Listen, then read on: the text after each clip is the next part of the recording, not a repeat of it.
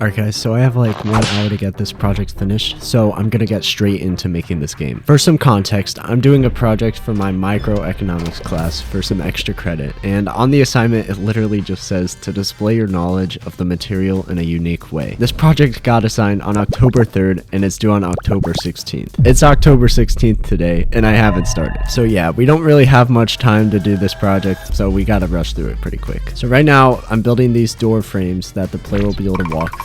My idea for the game is to make this quiz game that used to be pretty popular in Roblox, where you have 2 options and you have to pick the correct answer. And if you pick the wrong side, then the door will kill you and you have to start over. So for my game, I'm going to have it all be text-based. So there will be a question on the top and then the answers will be in text on the doors. I'm going to start off by just making one door and setting up the text on it before pasting it over. To make it easier to see, we have to make the text scaled and make it pop more by adding a UI stroke. Now we just have to make the background transparent, and there we go, we got some text on a door. What great progress we've made. If you feel like I'm kind of rushing through this, that's because I am. I don't really have much time and we have a lot of work to get done. Alright, I'm gonna make the door slightly transparent so that you can see what's going on the other side, because I think that looks better. And now, like I said earlier, I'm gonna have the question on the top, so we need to add this part on top so that people can actually see what the answers are. And to do the text, I can just duplicate the surface UI from the doors. Alright, so that's the basic setup that we need, and now we can get to the scripting, which is not my strongest field at all. So before we actually do any coding, let's start off by making this folder where we can put all of the doors into so that it's easier to cycle through them all. So with this folder, I'm going to make a for loop which basically runs through each model within the folder, and we'll go through and modify the text to whatever our questions and answers are from there. Okay, so it's been a minute and I'm already messing stuff up. I can't figure out why this is messing up, and if I can't fix it, we may have to manually just go through each model. I actually can't figure it out. The output is not helping me at all. Alright guys, breaking news. I'm just stupid because the issue was that I listed out the parameters in the wrong order. I promise I used to be better at scripting. I'm just a little rusty. So now that we have the for loop set up, we're going to go through and change the text on each of the doors with this get question function. And don't worry, it doesn't exist yet, but I'll be making it in a minute. We can also just use the same function to change the actual question on the part above the doors. Alright, now with that done, let's go ahead and make the get question function so that our loop actually does something. I know there's probably a better way to go around this, but I'm going to go through each one manually. If there is a better way, please just let me know down below so that I can improve my scripting in the future. Alright, let's go ahead and test to see if we did this correctly. Okay, so I got this little piece of code here working, I think. Let's go ahead and test it. So as you can see, we got option 1 on the door 1 and option 2 on door 2, and then the question just says question here. So we actually got it working on the first try, which is really surprising for my standards. So if you don't understand what's happening here, the I is what question we are on. So like question 1, 2, 3, and so on. The num is what object we are changing. So if num is 1, then we are changing the text for door 1. If it's 2, we're changing door 2. And if it's 3, we're changing the question on top. So now all we have to do is replace this placeholder text with an actual question and 2 answers. And since I lack creativity, I'm just going to use my notes packet and copy down a bunch of information from there. So yeah, I'll be back when I'm done doing that.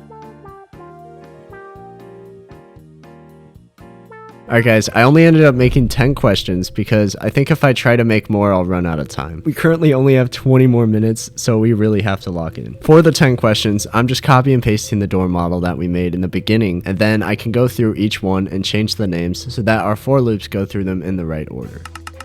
Alright guys, now we got 15 minutes, and I just realized we're missing a crucial part of the game. The doors with the wrong answers don't even kill you yet, so we have to go through and make a script that kills the players when they touch the wrong door. Okay, I'm trying to make a kill script and I honestly forget how to do this, so we're gonna have to go to our last resort, which is the toolbox. I know, but I literally have 10 minutes until I have to submit this, so we're a little desperate here. We're just going to take this script from this kill part and manually paste it into each of the doors with the wrong answers. Okay, I think I'm done now. So if we go ahead and test, it should work. Please.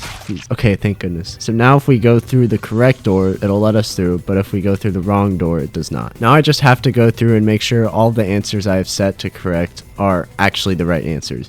Okay guys, it's a good thing I checked because question 8 was not correct. Now I'm just gonna have my friend test it out before submitting it to make sure that he thinks it's all correct. Okay, so everything seems to be correct. He thought it was good. So now I'm gonna go ahead and submit it. I just have to record a 1-minute video of me playing the game, and that'll be the submission. And as you can see, we got this submitted at 11:45 p.m. and it's due at 11:59. So we were cutting it a little close, but I'm hoping we can get at least 10 out of 20 on this. It's not the highest quality, but there is still creativity to it, which is a big part of the grade, I think. Let me know if you guys like this kind of video where I do a smaller project in one sitting. If we got our score back by the time I'm uploading this video, I'll show it on the screen. And yeah, I hope you guys enjoyed this video, and I'm gonna have some really big projects coming soon, so stay tuned for that. Thanks for 55k, and I'll see you guys in the next one.